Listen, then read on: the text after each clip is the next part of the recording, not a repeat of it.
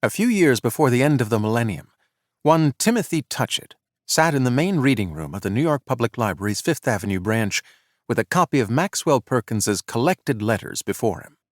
What had brought this young man from the suburbs of Boston to such a majestic spot on a sunlit afternoon?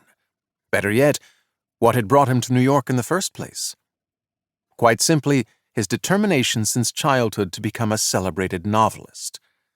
With his bachelor's degree from a well-regarded liberal arts college firmly in hand, he had set out for that city where countless luminaries had pounded the pavement and burned the midnight oil. He moved in with Dan, an aspiring actor from NYU who needed a new roommate in his East Village sublet. He got a job as a waiter in an Italian restaurant.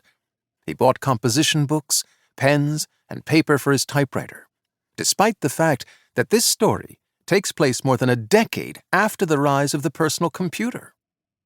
Many young authors, finding themselves so satisfactorily situated, would have waded into the choppy seas of their ambitions without a moment's delay, using their free hours to spin sentences into paragraphs and paragraphs into pages, melding memories and fancies with immediate impressions until their first novel was ready for its miraculous debut.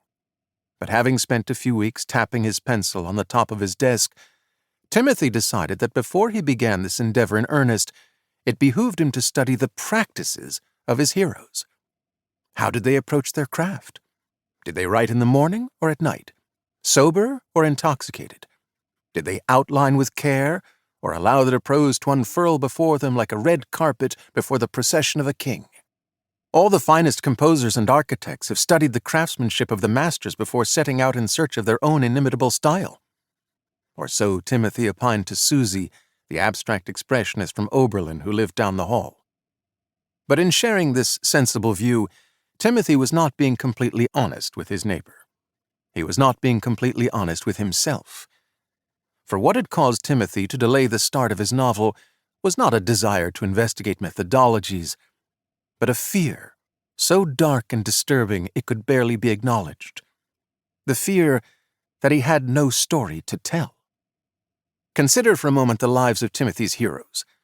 Faulkner had come of age in the Jim Crow South, a time and place with its own idiosyncratic language and an abundance of majestic themes, including family, race, and the land. Hemingway had been a journalist and driven an ambulance in the First World War before hunting lions on the African savannah. And what about Dostoevsky?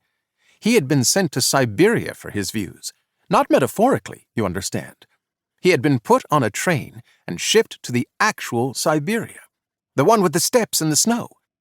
At one point he had even been called before a firing squad, only to receive a last-minute reprieve from the Tsar.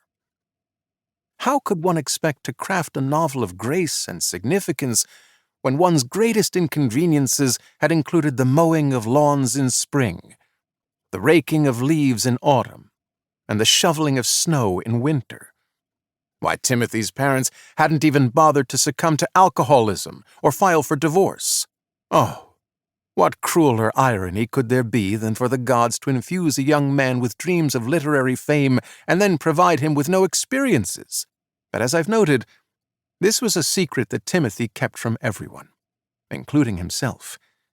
So every morning at 10 o'clock, it was off to the library, where he postponed the writing of novels through the study of practices.